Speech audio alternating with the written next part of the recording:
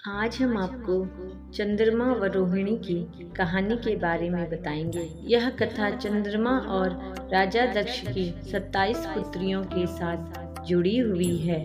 तब चंद्रमा को राजा दक्ष के द्वारा ऐसा शाप मिला कि आज उनका तेज कृष्ण पक्ष में घटता जाता है।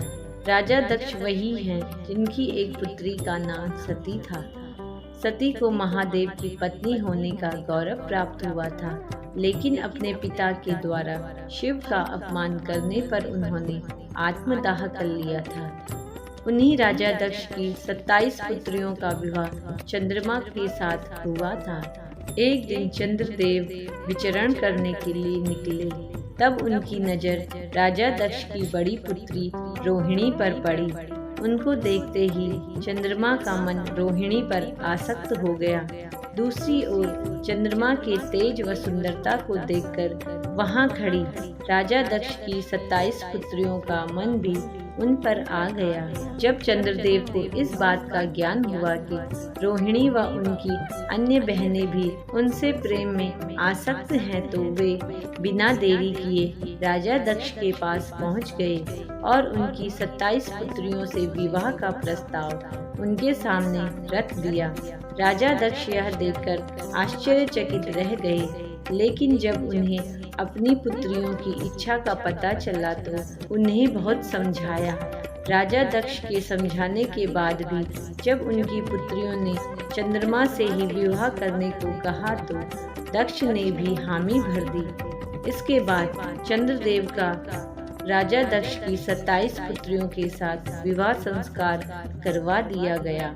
इसके बाद सभी 27 पुत्रियां चंद्रदेव के साथ चंद्रलोक को चली गई। चंद्रमा की 27 पत्नियां कोई और नहीं बल्कि 27 नक्षत्र हैं। इसलिए उनकी पत्नियों के नाम पर ही 27 नक्षत्रों के नाम पर पड़े हैं, जिन्हें हम जानते हैं।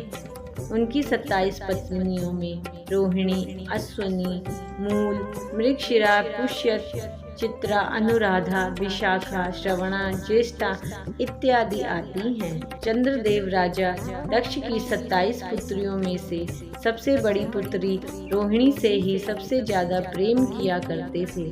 इसी कारण वे अपना ज्यादातर समय उसी के साथ बिताया करते थे और हर कार्य में उनको ही महत्व दिया करते थे। चंद्रदेव के द्वारा रोहिणी को दिए जा रहे विशेष स्नेह से उनकी बाकी पत्नियां अपने आप को उपेक्षित महसूस करने लगी। धीरे धीरे यह उपेक्षा बढ़ती चली गई और रोहिणी की बाकी बहनें उससे ईर्ष्या करने लगी। चंद्रमा के द्वारा उनके साथ किया जा रहा यह व्यवहार उन्हें सहन नहीं हुआ और वे पुनः अपने पिता राजा दक्ष के पास चली गई। राजा दक्ष अपनी सभी पुत्रियों के इस प्रकार अचानक आगमन से चौंक गए और उनसे इसका कारण पूछा। तब सभी ने अपने पिता के सामने पूरी बात बेझिझक बता दी और इसका समाधान निकालने को कहा। यह सुनकर राजा दक्ष चंद्रमा से मिलने गए और उन्हें ऐसा न करने की सलाह दी। चंद्रमा ने दक्ष की बातों को ध्यानपूर्वक सुना और आगे से ऐसा न करने को कहा, लेकिन फिर भी उन्होंने रोहिणी के प्रति अपने विशेष स्नेह को नहीं छोड़ा। जब राजा दक्ष को चंद्रमा द्वारा अपनी बात की अवहेलना किए जाने के बारे में पता चला तो वे अत्यंत क्रोधित हो उठे। उसी क्रोध में उन्होंने चंद्रमा को श्राप दिया कि तुम्हें अपने जिस रंग, रूप और तेज पर इतना अभिमान है वह अब नहीं रहेगा। राजा दक्ष के द्वारा चंद्रमा को क्षय रोग से पीड़ित रहने का श्राप मिला, जिस कारण चंद्रमा का तेज हमेशा के लिए चला गया। अब चंद्रदेव के पास न तो सुंदरता बची थी और न ही पहले जैसा तेज। जब बाकी देवी देवताओं को राजा दक्ष के द्वारा चंद्रदेव को दिए गए श्राप का ज्ञान हुआ तो उन्हें चिंता होने लगी।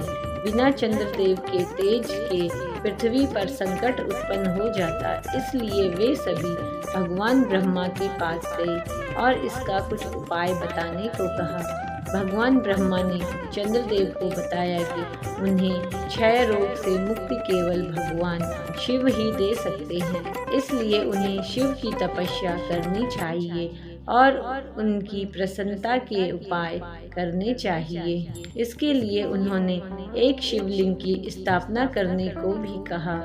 मान्यता है कि 12 ज्योतिर्लिंगों में सर्वप्रथम ज्योतिर्लिंग सोमनाथ की स्थापना चंद्रदेव के द्वारा ही की गई थी। भगवान शिव को प्रसन्न करने के लिए उन्होंने ही गुजरात में सोमनाथ ज्योतिर्लिंग की स्थापना की थी। इसके साथ ही उत्तराखंड के रुद्रप्रयाग में चंद्रशिला पहाड़ी पर भी चंद्रदेव ने शिव की तपस्या की थी, इसलिए ही उसका नाम चंद्रशिला पड़ा। चंद्रमा की भक्ति व पश्चाताप देखकर भोलेनाथ प्रसन्न हो गए और उन्होंने चंद्रमा को दर्शन दिए। उन्होंने चंद्रमा से कहा कि क्योंकि वे राजा दक्ष के द्वारा दिए गए श्राप को पूर्णतया विफल तो नहीं कर सकते, लेकिन वे इसके प्रभाव को अवश्य कम कर सकते हैं। इसलिए उन्होंने चंद्रमा के तेज को 15 दिन घटने और 15 दिन बढ़ने का आशीर्वाद दिया और क्षय रोग के प्रभाव से मुक्ति दिलाई। इसी कारण आज तक कृष्ण पक्ष में चंद्रमा का तेज लगातार 15 दिनों तक घटता जाता है। अमावस्या को यह तेज पूर्णतः समाप्त हो जाता है और फिर शुक्ल पक्ष में यह तेज 15 दिनों तक बढ़ता जाता है और पूर्णिमा के दिन अपने शिखर पर होता है। इसके साथ ही भगवान शिव ने चंद्रमा को अपनी जटाओं में धारण कर उनके मान सम्मान में वृद्धि की। इसके बाद से ही भगवान शिव हमेशा अपनी जटाओं में माँ गंगा के साथ चंद्रदेव को भी धारण किए रहते हैं।